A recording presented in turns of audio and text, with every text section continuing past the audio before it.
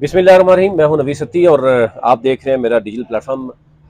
दो तीन अच्छी खबरें भी हैं और दो तीन इंतहाई खौफनाक और गमनाक खबरें हैं, वो भी आपके तक रखनी है। एक तो आपने देखा है कि अभी आपके खबर थोड़ी देर पहले खबर आई है कि क्रिकेट यानी तारीख में 22 साल के बाद पाकिस्तान जो है वो ऑस्ट्रेलिया की सरजमीन पर जो है वो जीतने में कामयाब रहा।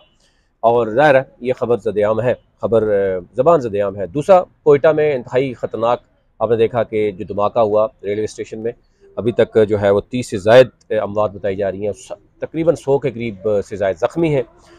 अच्छा, इसके साथ साथ स्मोग ने जो है वो लपेट में ले रखा है इस वक्त पाकिस्तान के जो मेट्रोपॉलिटन जो सबसे बड़े यानी बिज़नेस हब है। यानी एक तो दारुल हुकूमत है पंजाब का लाहौर, फिर उसके साथ साथ मुल्तान, फिर फैसलाबाद, फिर सरगोदा, फिर गुजरांवाला। अब बताया जा रहा है कि जो सिंध का दारुल हुकूमत आप समझते हैं कराची, वहाँ पर भी सूरत हाल है। और ये स्मोक जो है पहुँचती पहुँचती दारुल हुकूमत इस्लामाबाद भी तक भी पहुँचनी है। और ये भी एक खौफनाक है, उसमें किस तरह की बीमारियाँ सामने आ रही हैं। और सबसे बड़ी खबर जो अभी तक बताई जा रही वो है जनाब कि जो मरियम नवाज़ जो इस वक्त सुपर जो है वो CM भी कहलाई जाती हैं, वो अचानक मुल्क से क्यों बाहर गई हैं, इस पर जो है वो मुबैना तौर पर बताया जा रहा है कि उनको गले का कैंसर हुआ है, जो इससे पहले उनकी वालदा को भी गले का कैंसर था।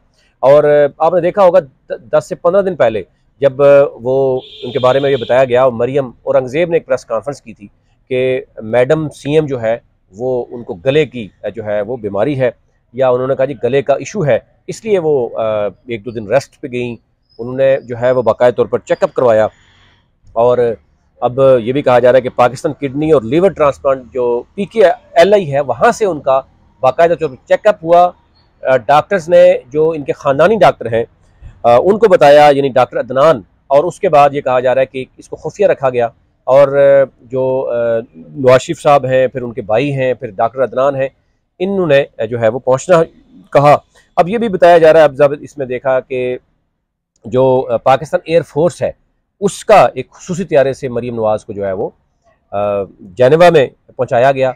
अब ज़ाहिर है 2-3 तरह की खबरें चल रही हैं, क्योंकि ज़ाहिर है जब कहा जा रहा है कि डॉक्टर्स इस बारे में बताना नहीं चाह रहे थे, जो डॉक्टर्स ने उनके ख़ानदानी डॉक्टर से बात की और फिर उसके बाद फैमिली को इन्वॉल्व किया गया और इसको खुफिया रखा गया।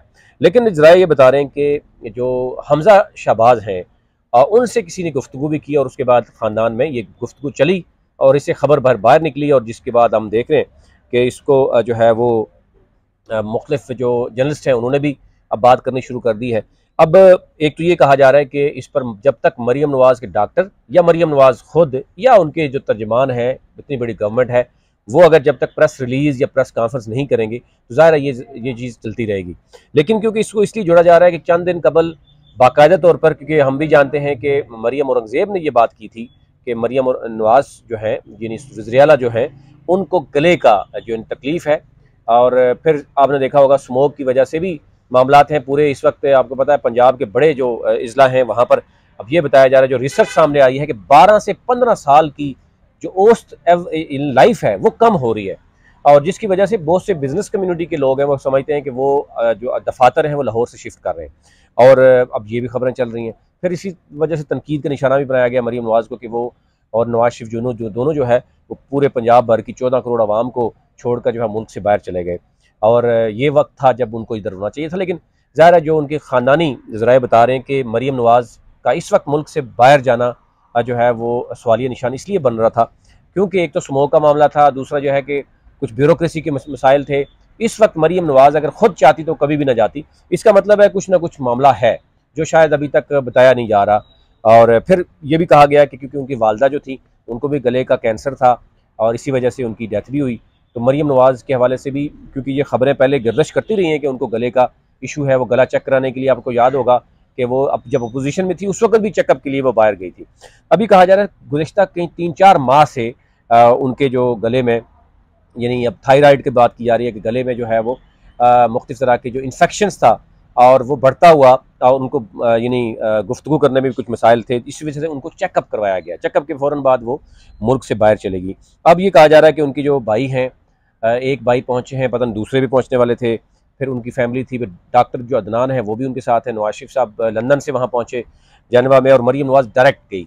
और ये कहा जा रहा है कि अगर ये एमरजेंसी ना होती तो मरीम नवाज़ ने अगर लंदन जाना होता तो वो लंदन जाती और फिर उसके बाद वो सैर व तफरी के लिए जाती। तो ये एक तनकीद जो की जा रही है कि जनाब कि मरीम नवाज़ और नवाज शरीफ शायद वहाँ पर लंदन में जो है यानी और जेनेवा में जो है वो सैर व तफरी कर रहे हैं। इसमें जो ख़बरें ये भी आ रही हैं कि ऐसा नहीं है। इस वक्त मरीम नवाज़ और नवाज शरीफ को इल्म है कि मुल्क में जो हालात हैं और इस वक्त वो मुल्क से बाहर जाकर इस तरीके से सैर व तफरी करना उनके लिए भी नज़र आ रहा है, उनके लिए कि मज़ीद उनके लिए तनकीद का निशाना बनेगा। लोग वहाँ पर आज भी आपने देखा कि वीडियोज़ ऐसी आ रही हैं कि जहाँ पर मुख्तलिफ जो लोग हैं जिनको ये भी कहा जा रहा है कि PTI के सपोर्टेड लोग हैं कि जो वहाँ पर मरीम नवाज़ और नवाज शरीफ की पूरी फैमिली को वहाँ पर डिस्टर्ब भी कर रहे हैं और नारे और वो लग रहे हैं। तो ये मेरे ख्याल से कभी भी ऐसा ना होता कि अगर मरीम नवाज़ को पता है कि इस वक्त सख्त उनको तनकीद का निशाना बनाया जा रहा है और अगर ये ऐसी सूरत ना होती, अब क्योंकि ये सूरत गले की जहाँ तक बात बताई जा रही है काफ़ी हद तक इसमें सिमिलैरिटीज़ नज़र आ रही हैं और एक